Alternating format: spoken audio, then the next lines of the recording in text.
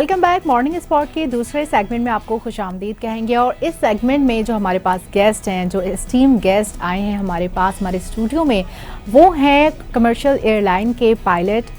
और आप लोगों ने अक्सर जहाज़ का सफ़र तो किया होगा, कभी कॉकपिट में जाकर देखा नहीं होगा कि भाई हमारे पायलट कैसे हैं, किस तरह से जहाज़ उड़ाते हैं। तो आज हमने आपकी बिलमुशाफ़ा मुलाकात करवाने जा रहे हैं एक ऐसे पायलट से जो आपको बताएंगे कि भाई किस तरह की जिम्मेदारियां और महारत और कारकर्दगी की ज़रूरत होती है जहाज़ उड़ाने के लिए और किस तरह से वो अपनी रूटीन और शिफ्ट मैनेज करते हैं। अस्सलाम वालेकुम। वालेकुम अस्सलाम अफरीन, कैसी हैं? आई एम गुड, आप बताइए। अल्लाह का शुक्र है, ठीक ठाक। कैसा लग रहा है आपको? अब आपको जहाज़ उड़ाने जाना है कुछ देर बाद और अभी आप हमारे स्टूडियो में हैं और नाज़रीन को बताएंगे कि भाई आप किस तरह से पाकिस्तान एयरलाइन का जहाज़ उड़ाते हैं। जी फर्स्ट ऑफ ऑल जी फर्स्ट ऑफिसर अयाज है जी। बिल्कुल ये एक चैलेंजिंग जॉब है, एक बहुत डिमांडिंग जॉब है, एक प्रोफेशन है जिसके अंदर आपको अपने आप को हेड टू रेडी रखना होता है अपने प्रोसीजर्स के लिए, अपनी फ्लाइंग रूटीन के लिए।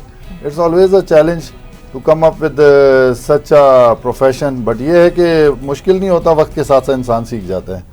चीज़ें जो हैं वो मैनेज करने से मैनेज हो जाती हैं, बट हर चीज़ चैलेंजिंग है।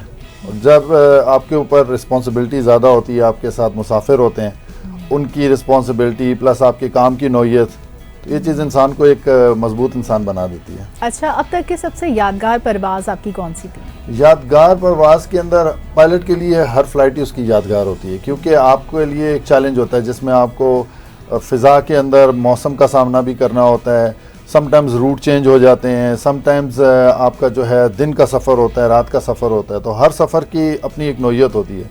तो हर फ्लाइट ही यादगार होती है, मगर एक यादगार फ्लाइट ये थी कि कुछ दिनों पहले हमारा इंडिया के साथ जो एस्केलेशन चला था, तो उस दौरान हम लोगों का रूट चेंज कर दिया गया था कि हम कल्लात के ऊपर से सखर गए थे। तो उस दौरान जो हमें कल्लात का एरिया मिला था, वहाँ पे बड़ी हमें स्ट्रॉन्ग विंड्स मिली थी, जिसकी वजह से जहाज़ में बड़ी टर्बुलेंस हुई थी। मगर अल्लाह के हुक्म से जब आप अपना काम जानते हैं तो अल्लाह ताला भी मदद करते हैं और चीज़ें मैनेज हो जाती हैं। अच्छा, एक एयरक्राफ्ट में और एक जो मुसाफिरों से भरा हुआ जहाज़ होता है, उन दोनों में उड़ाने में क्या फ़र्क होता है? अच्छा, आप ये पूछना चाह रही हैं जो कमर्शियल और फाइटर एयरक्राफ्ट? ओके जी। अच्छा, कॉम्बैट फ्लाइंग के अंदर आपका जो एयर स्पेस होता है वो ऑल फ्री होता है, उसमें तो आपके पास कोई रिस्ट्रिक्शन नहीं होती। आप अपनी मर्जी से कॉम्बैट जो एक एयर पायलट होता है जो जैसे जीडीपी का कॉम्बैट एयरक्राफ्ट भी उड़ाए हैं? नहीं, कमर्शियल एयरलाइन और combat flying it's a very different scenario. Commercial flying के अंदर आपके पास प्रोसीजरल फ्लाइंग होती है और कॉम्बैट फ्लाइंग के अंदर आपका स्काई ओपन होता है। You have to perform your mission. 20 minutes का होता है, 30 मिनट्स का होता है, वो 20-30 मिनट्स आप फ्लाई करते हैं and at the end of the time you have to return back, because वो एक सर्टन सॉर्टी होती है। अब हमारी कमर्शियल एयरलाइन के अंदर हमारे एक सेट प्रोसीजर होता है। साल के तौर पर कराची टू इस्लामाबाद जाना है तो हमें एक सर्टन रूट है जिसको फॉलो करते हुए फ्लाई करते हुए जाना है और उसी को फ्लाई करते हुए आना है। तो उसमें प्रोसीजरल फ्लाइंग होती है और कॉम्बैट फ्लाइंग में नॉन प्रोसीजरल फ्लाइंग होती है, which is always in the jurisdiction of captain या फिर जो वही पायलट होता है उनका। और हमारी फ्लाइंग के अंदर प्रोसीजर फॉलो किया जाता है। प्रोसीजर फॉलो किया जाता है आपकी फ्लाइंग के अंदर। अच्छा, ये बताएं, जैसे अभी आपने बताया कि मुश्किल मौसम अगर आ जाए, कोई टर्बुलेंस हो जहाज़ में, उसको संभालते हुए कभी आपको ऐसी कोई मुश्किल पेश आई? कभी कोई ऐसा बहुत ही एक्सट्रीम वेदर फेस किया आपने? बिल्कुल, अक्सर औकात देखें जब भी मौसम की तब्दीली होती है तो चीज़ें थोड़ी मुश्किल हो जाती हैं, मगर जहाज़ कुछ पैरामीटर्स पे फ्लाई करता है, जिन पैरामीटर्स की वजह से जहाज़ जो है, अगर आप अपने काम को जानते हैं और आपको प्रोसीजर की नॉलेज है तो हम सर्टन डेविएशंस ले लेते हैं। हम उसके वेदर को डेविएट करने के लिए कुछ डिग्रीज का बैंक एंगल लेके अपने रूट को उससे थोड़ा सा असाइड कर लेते हैं। फिर हम बीम फ्लाई करने के बाद वापस अपने रूट पे आ जाते हैं, जो ट्रेनिंग के साथ साथ आपको समझ में आ जाती है। तो काफ़ी सारे ऐसे मराहिल होते हैं जिसमें आप डिफरेंट सिचुएशंस में होते हैं, जिस तरह इंजन से रिलेटेड भी इश्यूज हो सकते हैं, कोई पैसेंजर बीमार हो सकता है, वेदर मिल सकता है, कहीं एयरपोर्ट पे लैंड करें एयरपोर्ट बंद हो गया, तो मुख्तलिफ मराहिल होते हैं।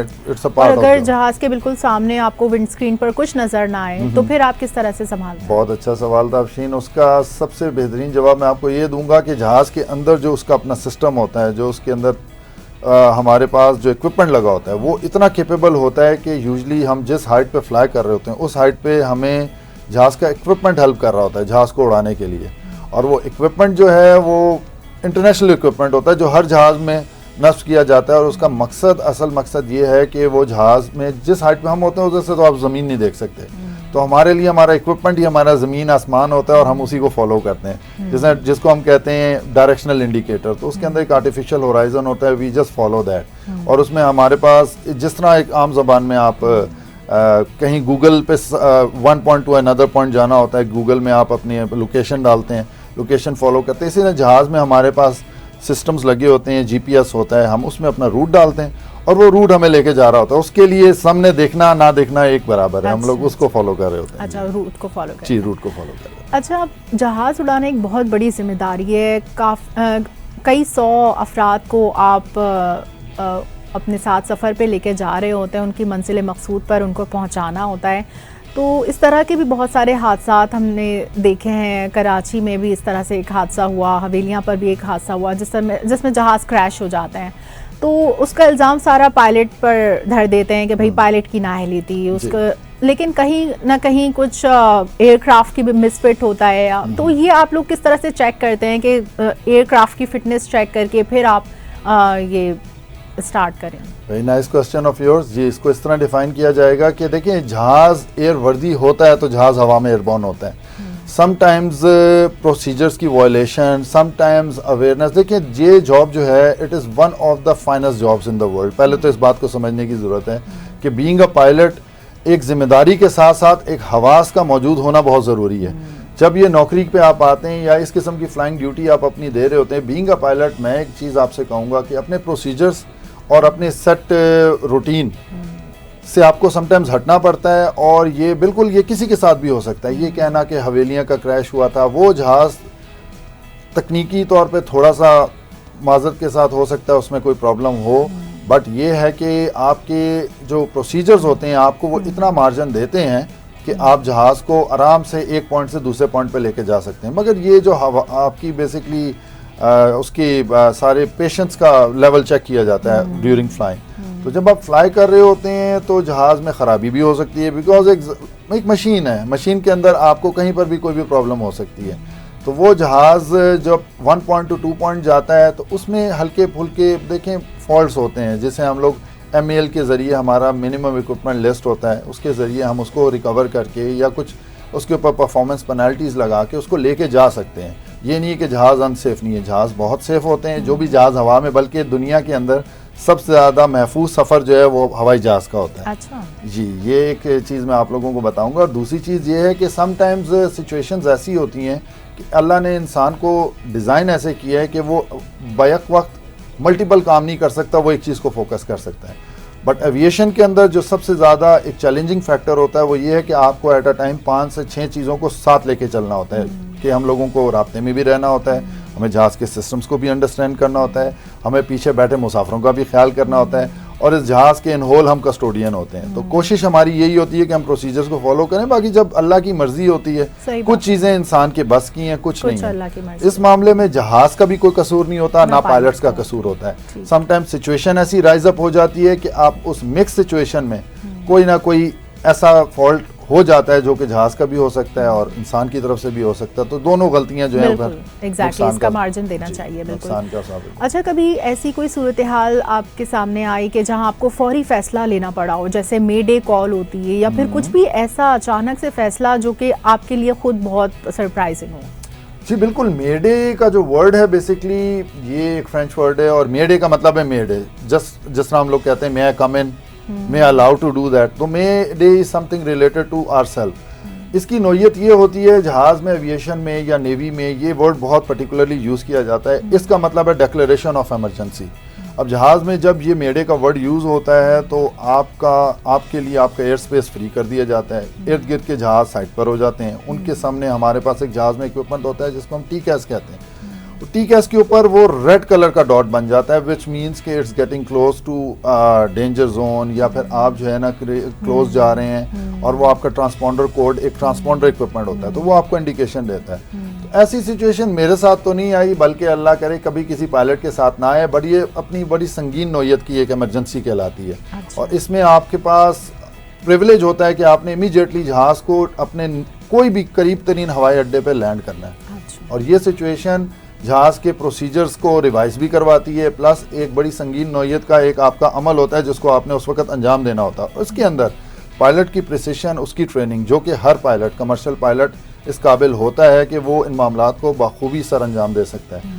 तो वो उस वक्त वो वही काम करता है जो कंपनी का प्रोसीजर होता है, जो एयरलाइन का प्रोसीजर होता है, क्योंकि देखिए यहाँ एक रेगुलेटर होता है जो कि सिविल एविएशन है, और उनके मातहत एयर ब्लू, PIA, शाहीन या जो भी ऑपरेटर्स होते हैं वो उनके अंडर काम करते हैं। तो एक हम लोगों को ड्यूरिंग ट्रेनिंग काफ़ी सारी चीज़ें ऐसी बताई जाती हैं जो हमारे स्टैंडर्डाइज होती हैं और हमें उन्हीं प्रोसीजर्स को फॉलो करना होता है। सही। तो pilots are well trained to execute their actions in terms of emergency. तो इसमें बिल्कुल आप लोग बेफिक्र रहे हैं, आप लोग सही सेफ लोगों के साथ फ्लाई कर रहे होते हैं। मगर समटाइम्स अल्लाह का फैसला ऐसा होता है कि उसको आप अटल होता है, उसको आप डिनाई नहीं कर सकते। एग्जैक्टली, ये तो हर सिचुएशन में हम देख सकते हैं इस चीज़ को। कभी ऐसा हुआ कि परिंदा किसी जहाज से टकरा गया हो, आपके सामने इस तरह से कभी कोई आया है वाकया? जी जनाब, बिल्कुल ऐसे ही चक्कर से एक बार मैंने टेक ऑफ किया था। तो टेक ऑफ करने के फ़ौरन बाद 2 परिंदे आके मेरी विंड स्क्रीन पे लगे थे। ये होता है कि देखिए बिल्कुल इसको हम बर्ड हिट कहते हैं बेसिकली, और बर्डम्स रिपोर्ट करना होता है आफ्टर लैंडिंग। बट ये कि बहुत कोई संगीन चीज नहीं है अनटिल एंड अनलेस वो बर्ड जाके इंजन को लग जाए। तो फ्यूज़ेलाज को लग गया तो उसको फिर ये है कि अगर तो हमारी एयरक्राफ्ट की फ्लाइट सेफ्टी की इंटेग्रिटी कॉम्प्रोमाइज़ नहीं हो रही, मीन्स के स्ट्रक्चर ख़राब नहीं हो रहा और उसकी वजह से हमारी जहाज़ की फ़्लाइट के ऊपर जो है कोई खलल पैदा नहीं हो रहा, तो हम उस फ्लाइट को कंटिन्यू करते हैं और फिर हम उसको लैंड भी करते हैं। बट ये है कि लैंडिंग के बाद उसको रिपोर्ट करना होता है अनटिल एंड अनलेस के जहाज़ का स्ट्रक्चर को कुछ ना हुआ, तो it's safe to fly the aeroplane जी। और ये होता रहता है। ये तो देखें जहाँ पर परिंदों ने उड़ना है, जहाँ खुली जो है कहीं पर आपको ज़मीन मिलेगी तो परिंदे वहाँ पर होते हैं। बट सिविल एविएशन के रूल्स के हिसाब से हमारे पास वहाँ पर शूटर्स होते हैं जो कि परिंदों को मार देते हैं। दुख भी होता है मगर क्या करें, ये एक प्रोसीजर है और एक चीज़ जो है इंसान की सेफ्टी इन्वॉल्व है, तो वो जहाज़ के साथ जो है ना उसका परिंदे का एक ताल्लुक करीबी है, वो भी देखता है कि बड़ा जहाज़ है और छोटा परिंदा है तो उड़ा मैं भी उड़ूं इसके साथ, वो बड़ा परिंदा समझता है। तो खैर it can become very dangerous. हम इसको FOD भी कहते हैं, फॉरेन ऑब्जेक्ट डिब्री कहलाता है। तो फॉरेन ऑब्जेक्ट डिब्री का जहाज के साथ कांटेक्ट होना इज वेरी डेंजरस। तो इसलिए कोशिश किया जाता है कि विसिनिटी ऑफ द एयरपोर्ट्स को, जहाँ पर आबादी है उससे दूर बनाया जाए एयरपोर्ट को। अगर वो आबादी के करीब होंगे तो वहाँ पर आपको परिंदे भी नजर आएंगे। बट इसका भी जो एक्शन है वो ये है कि शूटर्स होते हैं वो गिरा देते हैं बेचारे परिंदों को उस जगह को क्लियर करने के लिए। ठीक है। अच्छा, रात और दिन के औकात में परवाज में क्या फ़र्क महसूस होता है? जी, रात और दिन रात के टाइम पे जिस तरह हर इंसान की बनाई एक अल्लाह की तरफ से नेचुरल फैक्टर है, रात के टाइम पे आपको देखने में थोड़ी मुश्किल होती है मगर दिन के टाइम विजिबिलिटी क्लियर होती है। तो रात और दिन के अगर आप उसमें कंपेयर करें तो दिन के टाइम आसान होती है फ्लाइंग, कुछ आपको नज़ारे भी नज़र आते हैं। हुस्न तो अल्लाह ताला की नेचर में है, आप रात में भी देखें दिन में भी देखें, दोनों की अपनी नोयत है। मगर रात के अंदर फ्लाई करना ज़रा बिल्कुल इंस्ट्रूमेंट्स पे रिलाई करने के बराबर है। दिन के टाइम फ्लाई करने का मतलब है कि आप बाहर अंदर हर तरफ देख सकते हैं। अच्छा, हम लोग जब जहाज में बैठकर सफर कर रहे होते हैं हम लोग यही सोचते हैं इनको रास्ता जैसे सड़कों पे तो पता होता है कि भाई ये सब लाइन्स है, जहाज में किस तरह पता चलता है कि भाई खुला आसमान है, आपके पास कहाँ है रास्ता? किस तरह से पता चल रहा है कि अब सऊदी अरब की तरफ जाएगा जहाज या अमेरिका की तरफ जाएगा या लाहौर कराची? बिल्कुल जी, बिल्कुल अच्छा सवाल था आपका। अच्छा, इसका जवाब ऐसे दूंगा आपको कि जिस तरह आप हम लोगों ने मिसाल के तौर पे किसी भी रूट को पे जाना है, आप यहाँ से DHA जाना चाह रही हैं या एयरपोर्ट जाना चाह रही हैं मलीर कैंट, तो हम अपने मोबाइल में गूगल में एक उसका एड्रेस डाल देते हैं या उसका पिन पॉइंट डाल देते हैं, लोकेशन डाल देते हैं। Just follow that. हम लोगों के जहाज़ के अंदर भी इस तरह के बड़े पैमाने पे इक्विपमेंट लगे होते हैं जिसे मेरे जहाज़ पे GNSS कहते हैं, global navigation satellite system. What we do before departing for any flight, हम उसके अंदर एक सेट रूल डाल देते हैं, रूट डालते हैं। वो रूट हमें पूरे के पूरी नेविगेशन करा के point A two point B लेकर जाता है without interaction with other traffic. अब हमारी ट्रैफिक सेपरेशन भी होती है उस दौरान, दूसरे जहाज़ों से भी हमें दूर रहना होता है। प्लस वो जो रूट होता है वो बेसिकली आपका कुछ चीज़ें बहुत एडवांस हैं, अभी इस नौयत की नहीं है जो मैं यहाँ पर डिस्कस करूँ। बट ये है कि इन सिंपल वर्ड्स कि हम उसमें एक सेट रूट डाल देते हैं। वो रूट उसी तरह है जिस तरह आपके मोबाइलों में रूट होता है। तो उस रूट के अंदर जिस तरह हम पॉइंट A डालते हैं, पॉइंट B डालते हैं, पॉइंट C डालते हैं, E और उसके बाद F डाल देते हैं, तो वो पॉइंट्स फॉलो करता करता जहाज़ खुद जा रहा होता है जिसकी डायरेक्शंस हम जहाज़ को दे रहे होते हैं अपने मैनुअल तरीके से या ऑटोमेटिकली भी कर सकते हैं।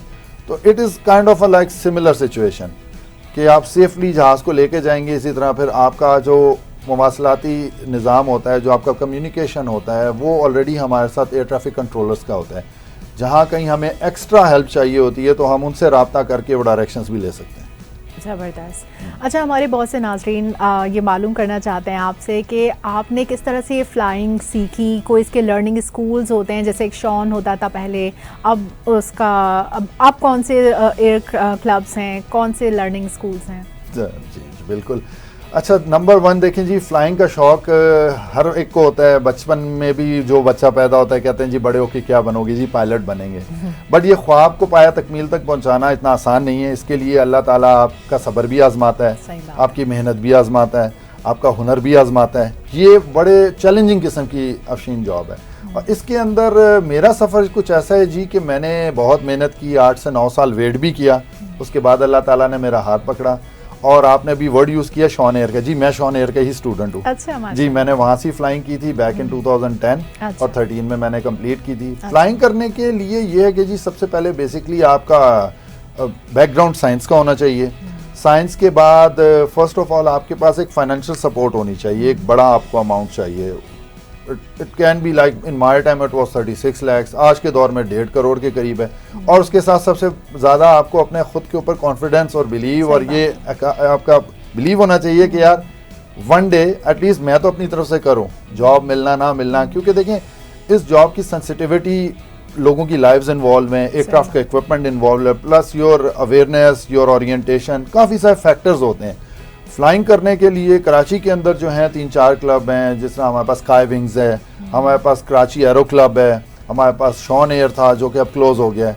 बड़े अच्छे अच्छे पायलट शॉन एयर ने बनाए हैं। और उसके अलावा इस तरह लाहौर में भी हैं, मुल्तान में हैं, इस्लामाबाद में। जनरल एविएशन के काफ़ी सारे क्लब्स आपको यहाँ पे दस्तयाब हैं जिनसे आप फ्लाइंग सीख सकते हैं। मगर स्टूडेंट्स के लिए 2 बातों को समझना बहुत ज़रूरी है। एक तो जी उनको मोटिवेशन चाहिए। अगर वो मोटिवेटेड नहीं है, फोकस्ड नहीं है और वो गिव अप कर जाते हैं इन बिटवीन, तो obviously they won't be able to come to that point. क्योंकि इसमें आपका सब्र का इम्तिहान लिया जाता है बेसिकली, क्योंकि जॉब भी कुछ ऐसी है, प्लस इसके अंदर वेट बहुत है। कुछ लोग कहते हैं कि जी फाइनेंशियली क्या है, तो देखिए इसमें फाइनेंशियली इट्स ऑलमोस्ट अभी now days 1 crore 20 lakh is rough estimate. Bye the time जिस फ्यूल की प्राइजेज इंक्रीज होती हैं तो ट्रेनिंग की भी प्राइजेज इंक्रीज हो जाती हैं। प्लस इसी तरह आपकी अवेलेबिलिटी ऑफ द एयरक्राफ्ट होता है, ये बड़ा फैक्टर देखा जाता है जो इसके अंदर जनरल एविएशन के अंदर। और बाय द टाइम आप जब जनरल एविएशन की फ्लाइंग कंप्लीट, जस्ट लाइक मैंने 9 साल वेट किया, 9 साल बाद मुझे एयरलाइन में अपॉर्चुनिटी मिली। फिर एयरलाइन भी इस चीज़ को फोकस करती है कि जी जिस बंदे को हम ले रहे हैं वो इतना कॉम्पिटेंट है कि वो एक कमर्शियल लेवल पे जहाज़ को लेके जा सके। क्योंकि पीछे लोग होते हैं, लोगों की जानें होती हैं, आपकी खुद जान होती है, एक बड़ी रिस्पॉन्सिबिलिटी का एक फैक्टर होता है। बट वक्त के साथ साथ जब आप किसी चीज़ के लिए अल्लाह ताला आपको सिलेक्ट कर देता है, क्योंकि हुक्म अल्लाह का होता है सारा, हम तो जस्ट एक मेहमान अदाकार समझ लें। बट ये है कि वो पाकिस्तान के अंदर अपॉर्चुनिटीज़ बहुत हैं। हिम्मत हौसला करके अगर इंसान कंप्लीट करता है और अल्लाह पे भरोसा करता है तो नौकरी मिल जाती है। तो दैट्स इट। कोई इसमें वो नहीं है कि what is like impossible. There is a word कहते हैं ना अंग्रेजी का लफ्ज इम्पॉसिबल है, तो आई एम हटा दे तो वो पॉसिबल भी हो जाता है। तो believe in that rather than thinking about I am. Impossible को हटा के आई एम हटा के पॉसिबिलिटीज की बात की। बहुत अच्छी बात की, बहुत एनकरेज किया आपने लोगों को। अच्छा ये बताएं कि फ्लाइंग, टेक ऑफ या लैंडिंग, इसमें क्या ज़्यादा मुश्किल होता है? अच्छा देखिए, टेक ऑफ एंड लैंडिंग के अंदर हमारे फेजेस ऑफ फ्लाइट होते हैं बेसिकली ना। द टाइम हम लोग अपना जहाँ पे पार्क होते हैं वो पार्किंग स्टैंड से हम टैक्सी करते हैं, वो एरिया जो रनवे तक हमें लेके जाते हैं उसे हम टैक्सी वे प्रोसीजर्स कहते हैं। अब टैक्सी वे करके फिर होल्डिंग पॉइंट से आके हम टेक ऑफ करते हैं। अब ये सारी चीज़ें जब तक आप करते रहते हैं तो आपके लिए आसान हो जाती हैं, जब आप नहीं करते तो आपके लिए मुश्किल हो जाती हैं। तो अगर देखा जाए जो चैलेंजिंग इन एविएशन है वो टेक ऑफ से ज़्यादा आपकी लैंडिंग फेज़ जो है वो ज़्यादा चैलेंजिंग होता है। क्यों कि जहाज़ टेक ऑफ तो हो जाता है, उसके अंदर भी आपके इतनी आपको अपनी वो जो है उसमें आपको जो है ना अपना एक्शंस नहीं शो करने होते। But by the time you are about to land the aircraft तो उस वक्त इट गेट्स वेरी चैलेंजिंग, क्योंकि आपका विंड फैक्टर भी होता है, आपकी स्पीड भी होती है, आपकी ट्रैफिक सेपरेशन भी होती है, आपकी अवेलेबिलिटी टू स्लॉट भी होता है। तो काफी और इतने भारी जहाज को जब आप लैंड कर रहे हैं तो फिर वो कितनी प्रेशर से आता है ज़मीन पर। हम सब मुसाफिर भी उस टाइम यही फील कर रहे होते हैं कि ये कितना चैलेंजिंग होगा रोल। बिल्कुल चैलेंजिंग होता है, मगर जब तक आप अपने काम को समझते हैं, उस चीज़ को अंडरस्टैंड कर सकते हैं, confidence come by experience and there is no shortcut to experience. तो it is challenging but not, it comes, you learn it. अब जो भी पायलट बनता है ऑटोमेटिकली वो जब बेसिक्स फ्लाइंग स्किल्स के साथ एक आपकी कमर्शियल फ्लाइंग स्किल्स पे आता है, तो एंटिसिपेशन जो है ना, by the virtue of time it makes you more improvised. But ये है कि हो जाता है, it's not like impossible, but comparatively landing gets a bit tricky and difficult, जिस पे आपकी एक और चीज़ भी कनेक्टेड होती है जैसे हम गो अराउंड कहते हैं। In case of emergency runway पे कोई चीज़ आ गई, कोई बैरियर आ गया, कोई गाड़ी आ गई, कोई जहाज़ है जो आपको लग रहा है उसके साथ आप हिट ना कर जाएं, इनकर्जन होता है, एक्सकर्जन होते हैं। तो हमें इस चीज़ को अपने माइंड में रखते हुए खुद अकॉर्डिंगली, सबसे पहली चीज़ हमारी एविएशन के अंदर एक बड़ा मशहूर फ्रेज़ है, उसको कहते हैं aviate, navigate and then communicate. Aviate means कि आपने सबसे पहले जहाज़ को उड़ाना है, जहाज़ आपका है।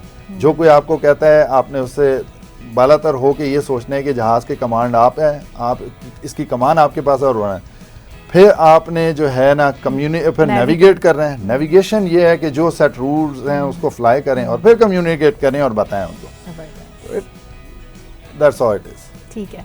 अच्छा, हम बचपन में जब हमने फ्लाइंग सिमुलेशन के वीडियो गेम्स खेले तो उसमें हमें पता था कि थ्रॉटल है और इस तरह से जहाज़ उड़ाना है और ये सब, मतलब ये हमारे इमेजिनेशन में जो कुछ था। अब आपके पास जो कॉकपिट में पूरा फ्लाइंग का लिए पैनल जो गिवन होता है, उसमें ऐसे कौन कौन से आप यूज़ करते हैं, थ्रॉटल या फिर बटन्स या थोड़ा सा हमें उसका मंजरकशी कर दीजिए। अफीन, बिल्कुल, ये हमारे पास बेसिकली देखें, अगर आप देखा जाए तो जो जिस लेवल की फ्लाइंग हम लोग कर रहे हैं कमर्शियल एविएशन के अंदर, वो सेमी ग्लास कॉकपिट होता है। वो एक समझ लें कि पुराने इंस्ट्रूमेंट का मजमुआ है। हम काफ़ी सारे छोटे छोटे इंस्ट्रूमेंट्स को दो स्क्रीन के अंदर फिक्स करके हम उन्हीं को फॉलो अप कर रहे होते हैं। बट बेसिक फ्लाइंग के अंदर जिस तरह एक मास्टर इंस्ट्रूमेंट होते हैं, नेविगेशन इंस्ट्रूमेंट होते हैं, परफॉर्मेंस इंस्ट्रूमेंट्स होते हैं, these are the 3 categories of instrument we use to fly. आम बंदे के लिए शायद वो बड़ा मुश्किल लगता हो ना कि बड़ा ट्रिकी है जी, ये स्पीड इंडिकेटर है, ये वर्टिकल स्पीड इंडिकेटर है, ये टर्न कोऑर्डिनेटर है, ये आर्टिफिशियल होराइजन है, ये अल्टीमीटर है। तो ये सारे जो जिसको हम लोग आम जबान में 6 पैक्स कहते हैं, मेरे पास कोई उसकी डायग्राम नहीं है वरना मैं आपको एक्सप्लेन करता। जिस तरह एयर स्पीड इंडिकेटर के अंदर आपकी जहाज़ की क्या स्पीड है इस वक्त, किस रफ्तार से वो जा रहा है, उसके मुतालिक इन्फॉर्मेशन आती है। टर्न कोऑर्डिनेटर में जहाज़ कितने डिग्री का बैंक एंगल दे रहा है, क्या उसकी फिलॉसफी है, वो आपको बता रहा होता है। फिर आपका अल्टीमीटर में किस सतह समंदर से कितनी बुलंदी पर है उसका बता रहा होता है आपको। इसी तरह आपका वर्टिकल स्पीड इंडिकेटर आपको किस रफ्तार से आप जहाज़ की नोज़ नीचे कर रहे हैं, ऊपर कर रहे हैं, वो बता रहा होता है। और फिर आपके पास आ जाता है आर्टिफिशियल होराइजन हो गया, वो आपको आपके जहाज़ का लेवल बताता है कि आप नीचे हैं, ऊपर है। वो एक आर्टिफिशियल, आप समझ लें कि आपके सामने आसमान होता है। तो वो मास्टर इंस्ट्रूमेंट होता है बेसिकली। तो थिंग इज दिस कि वो जो इंस्ट्रूमेंट, जैसे हम गाड़ी के अंदर एक RPM और एक स्पीडोमीटर देखते हैं, इसी तरह जहाज़ के अंदर भी कुछ उसकी रिक्वायरमेंट्स हैं जो ये सिस्टम्स, ये सारे पैनल्स और ये कंप्यूटर्स को डील कर रहा होता है। फिर हमारे पास जब नेविगेशन के लिए 2 बड़े इंपॉर्टेंट इंस्ट्रूमेंट्स हैं जिसको RMI कहते हैं, VOR कहते हैं, ILS कहते हैं। ये हमारी नेविगेशन में हमें point A two point B लेकर जाते हैं। जिस तरह आपने पहले सवाल किया था कि जी अगर कुछ दिख ना रहा हो तो हमारे पास ये 2 इंस्ट्रूमेंट उस वक्त मौजूद होते हैं जो हमारी आँख बन जाते हैं, जिनको हम लोग VOR कहते हैं, जिनको हम ड्यूरिंग लैंडिंग ILS कहते हैं, जिनको हम ड्यूरिंग रूट NDB या उसके बाद NDB या ADF कहते हैं। So this is how it helps. और ये चलते कैसे हैं? ये चलते हैं जी बाहर की हवा के जरिए। हमारे पास पीडोस्टैटिक सिस्टम और जायरोस्कोपिक सिस्टम होता है। जो स्टैटिक पोर्ट्स होती हैं वो जहाज़ के डिफरेंट इंस्ट्रूमेंट्स को रन कर रही होती हैं। इसी तरह पीडो ट्यूब जो होती है वो जहाज़ की रफ्तार के मुतालिक बता रही होती है। तो ये एक बड़ी कॉम्प्रिहेंसिव सब्जेक्ट है, बट ये है कि जो इंटरेस्टेड है फ्लाइंग में वो इस चीज़ को समझ भी सकता है। यूट्यूब है, काफ़ी कुछ है, knowledge is always there, learning never ends. ठीक है। अच्छा, ये बताएं कि पाकिस्तान में जहाज़ उड़ाने के लिए, फ्लाइंग सीखने के लिए कितने ड्यूटी आवर्स रिक्वायर्ड होते हैं और कितने आवर्स पूरे करने होते हैं और लाइसेंस के क्या हैं? जी बिल्कुल ऐसा है कि पाकिस्तान के अंदर तो देखें कमर्शियल फ्लाइंग, और पहले ये इसके फेजेस होते हैं। द टाइम यू फील कि भाई आपने फ्लाइंग करनी है तो मेक श्योर कि आपके सब्जेक्ट साइंस के हों। आपका FSC चाहिए, पहले मैट्रिक विद साइंस चाहिए, देन FSC चाहिए। FSC नहीं भी हैं तो matric with science is mandatory. उसके बाद your minimum age to become commercial pilot is 18 years. 16 years में आप PPL ले सकते हैं, 18 ईयर्स कमर्शियल पायलट के लिए। तो उसके लिए पहले आप मेडिकल करवाते हैं, क्लास A मेडिकल होता है, उसमें यू गेट दैट श्योरिटी कि जी आप मेडिकली आप फिट हैं कि नहीं है, क्योंकि इसमें आपको एक आईक्यू भी चाहिए, एक डायमेंशंस चाहिए, प्लस आपके इसके अंदर कुछ एक सर्टन इसकी फॉर्मेलिटीज़ हैं कि वो आपकी अवेयरनेस ओरिएंटेशन इतनी फोकस्ड हो कि आप ये काम कर सकते हो, क्योंकि टास्क ओरिएंटेशन है। It is MMC multi crew coordination, आपके साथ आपके को पायलट होते हैं, कप्तान होते हैं, दोनों ने मिलकर काम करना होता है, ये एक बंदे का जहाज़ नहीं होता। तो उसके लिए कुछ सर्टन चीज़ें होती हैं जो मेडिकली आपको क्लियर करवाती हैं। फिर आप एक क्लब में, किसी भी क्लब में चले जाएं, कराची में, पाकिस्तान में बहुत सारे क्लब्स हैं, किसी एक क्लब में एडमिशन लेते हैं, उस एडमिशन के बाद आप जो है वो क्लब आपको इनरोल कर लेता है, वो आपको ग्राउंड स्टडीज़ कराते हैं, डिफरेंट सब्जेक्ट्स हैं, 8-9 सब्जेक्ट्स हैं, principle of flights and navigation है, इंस्ट्रूमेंटेशन है, रेडियो नेविगेशन है, फिर मेट्रोलॉजी है, जियोलॉजी है, मतलब ये काफ़ी सारे सब्जेक्ट का मजमूआ है एविएशन इटसेल्फ। इसमें मैं साइंस के सारे सब्जेक्ट, साइंस का आपको बहुत सारा कुछ आपको फैक्टर्स आप फील करेंगे, ज्योग्राफी सभी चीजें पढ़ा, most of the factors are there, वो सारे हैं। वो फिर आप वहाँ जाते हैं क्लब में, क्लब आपको बेसिकली 3 से 4 महीने की ग्राउंड क्लासेस कराता है, फिर उसके बाद आपको जहाज़ पे लेके जाते हैं, फिर आप अपना PPL का लाइसेंस देते हैं, और फिर आप अपनी जो रेडियो टेलीफोनी कम्युनिकेशन होता है, FORTL हम उसको कहते हैं, flight operation telecommunication license, वो आपको मिलता है। फिर आप जो है PPL प्राइवेट पायलट लाइसेंस करते हैं, फिर उसके स्टेजेस हैं, फिर आप अपना एक्सपीरियंस गेन करते हैं, turns up to CPL commercial pilot license, then उसके बाद आपको 50 घंटे और IR के करने होता है। तो इन टोटल ये 2 years का एक पैकेज होता है और प्रोसेस होता है, और उस दौरान भी आपको इसके कुछ पेपर्स होते हैं जो ब्रिटिश काउंसिल लेता है, and that is a very big challenge आजकल एक है। बट ये है कि once you are theoretically very sound, you do understand that logic के उसके अंदर क्या है, वो आपके सब्जेक्ट से रिलेटेड ही होते हैं। ठीक है, अब हम प्रोग्राम में बाइंड अप की तरफ जाएंगे। बस आपसे एक लास्ट क्वेश्चन करना चाहूँगी, कोई आपकी बहुत मेमोरेबल फ्लाइट या फर्स्ट फ्लाइट जिस पर आप बहुत ज़्यादा एक्साइटेड हों, या फिर कोई भी अच्छा सा वाक़या आपके साथ हो, तो नाज़रीन को ज़रूर बताइए। बिल्कुल, एक वाक़या ऐसा हुआ था जब फर्स्ट टाइम मैं जहाज़ पे गया था, तो that was a very different feeling जी। आप ने यूजली कार भी चलाई होती है, बाइक भी चलाई होती है, दोनों है अल्हम्दुलिल्लाह। मेरे पास स्पोर्ट्स बाइक का भी शौकीन था यूनिवर्सिटी के अंदर, कार्स भी बड़े शौक से चलाई हैं दुनिया में जहाँ पे भी गए। बट वो जब जहाज़ का एक्सपीरियंस हुआ तो थोड़ी देर के लिए it gives you goose bumps ना, थोड़े से आपके रोंटे खड़े करता है वो इसलिए खड़े करता है कि आपने जहाज़ में पीछे बैठ के तो बड़ी बार फील किया होता है कि जी being a passenger is a different feeling, but being a pilot जब आप एक जहाज़ में जाते हैं और जहाज़ को जिस तरीके से आप कंट्रोल यॉक को फर्स्ट टाइम पुल अप करते हैं और जहाज़ एयरबॉर्न होता है, तो वो जो एक सर्टन फील है ना, दैट इज़ अनइमेजिनेबल। और उसकी वो फील जो आपको एक मिलता है कि यार जो दुनिया आपने नीचे बैठकर आम आंखों से देखी हो, जब ऊपर से नीचे देखते हैं और चीज़ों का अल्लाह का हुस्न जो आपको उस वक्त नज़र आता है, वो कोई अलग है। और ये जो मेरा जो मेमोरेबल था वो ये था जब मैंने फर्स्ट सोलो की थी नवाबशाह में, मेरे इंस्ट्रक्टर ने मुझे एक सर्किट कराया था, उसके बाद उन्होंने जहाज़ को रोका, वो जहाज़ से उतर गए। मुझे कहते भी जहाज़, now the aeroplane is yours, sky is yours, मुझे सिर्फ जहाज़ उड़ा के दिखाओ और लैंड करो इसे।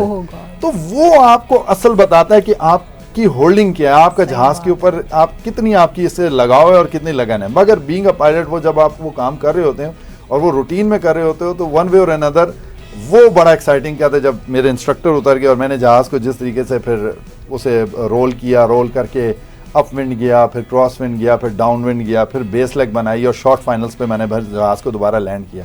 That was back in 2011। That was the best day of my life. The first time, उससे पहले आपको विंग भी नहीं लगता। वो आपको जो फ्लाइंग विंग लगता है वो लगता ही आपकी फर्स्ट सोलो के बाद है कि यार yes, that's the proud moment कि he is good enough to be a pilot. Thank you माशाल्लाह, thank you very much Ayaz Malik. बहुत अच्छा लगा आपसे तमाम तर जो आपकी कारकर्दगी के उसके हवाले से आपने सब कुछ ब्रीफ किया, हमारे नाजरीन को बताया, हमारे नाजरीन को भी पता चला होगा कि किस तरह से पायलट बनने के लिए क्या क्या इसके लिए लर्निंग की ज़रूरत होती है और फिर कितनी इसमें ज़िम्मेदारी और महारत की भी ज़रूरत होती है। तो थैंक यू वेरी मच। कल दोबारा हाजिर होंगे फिर किसी नए टॉपिक के साथ। जब तक के लिए अल्लाह हाफ़िज़।